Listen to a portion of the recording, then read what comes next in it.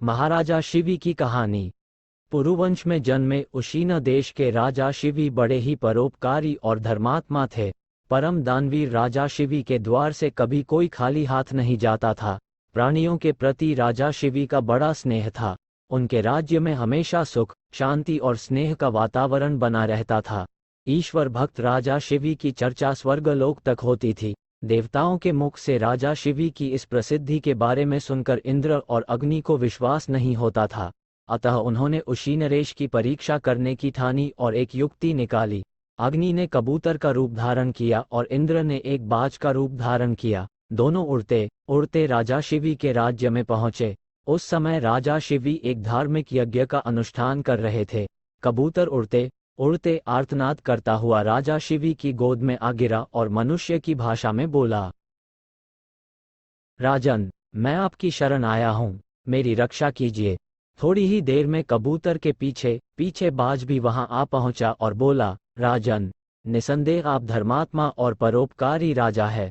आप कृतघ्न को धन से, झूठ को सत्य से, निर्दयी को क्षमा से और क्रूर को साधुता से जीत लेते हैं। इसलिए आपका कोई शत्रु नहीं, इसलिए आप अजात शत्रु नाम से प्रसिद्ध है।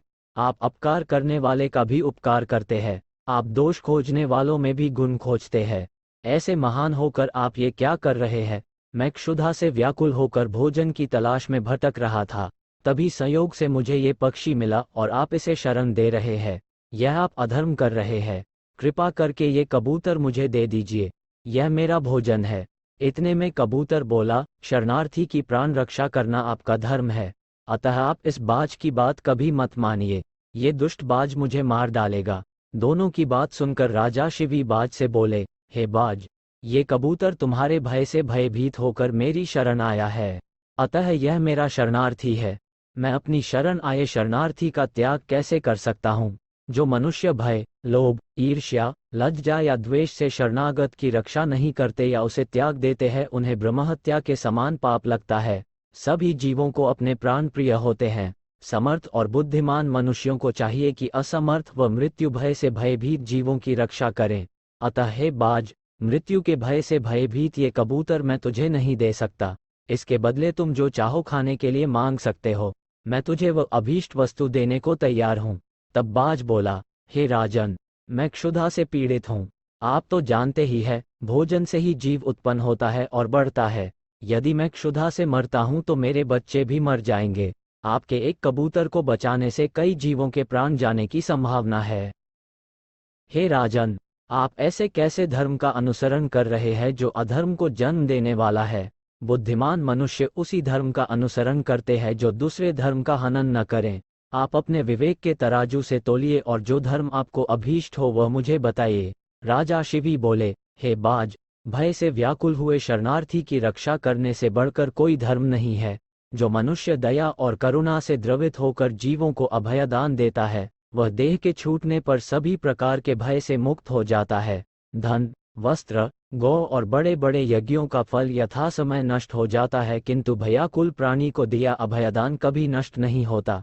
अतः मैं अपने संपूर्ण राज्य और इस देह का त्याग कर सकता हूँ, परंतु इस भयाकुल पक्षी को नहीं छोड़ सकता। हे बाज, तुझे आहार ही अभीष्ट है, सो जो चाहो सो आहार के लिए मांग लो। बाज बोला, हे राजन, प्रकृति के विधान के अनुसार कबूतर ही हमारा आहार है, अतः आप इसे त्याग दीजिए।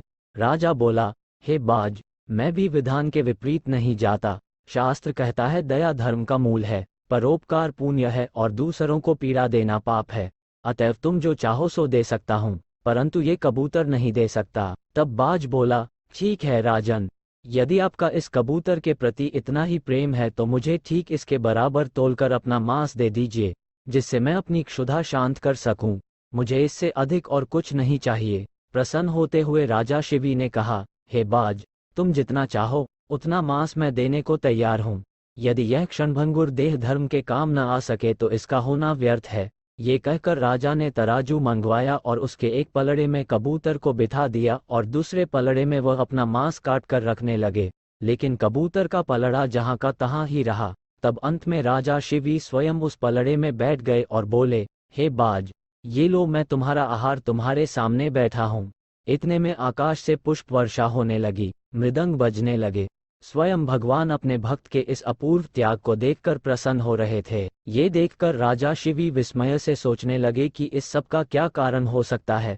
इतने में वह दोनों पक्षी अंतर्ध्यान हो गए और अपने असली रूप में प्रकट हो गए। इंद्र ने कहा, हे राजन, आपके जैसा धर्मपरायण और त्यागी मैंने कभी नहीं देखा। मैं इंद्र हूँ जो बाज बना था और ये अग्नि देव हैं जो कबूतर बने थे। हम दोनों तुम्हारे त्याग की परीक्षा लेने आए थे। हे राजन, ऐसे मनुष्य विरले ही होते हैं जो दूसरों के उपकार के लिए अपने प्राणों का भी मोह न करें। ऐसा मनुष्य उस लोक को जाता है जहाँ से फिर लौटना नहीं पड़ता है। अपना पेट पालने के लिए तो पशु भी जीते हैं, किंतु अभिनंदनीय तो वही मनुष्य है जो दूसरों के हित के लिए जीता है।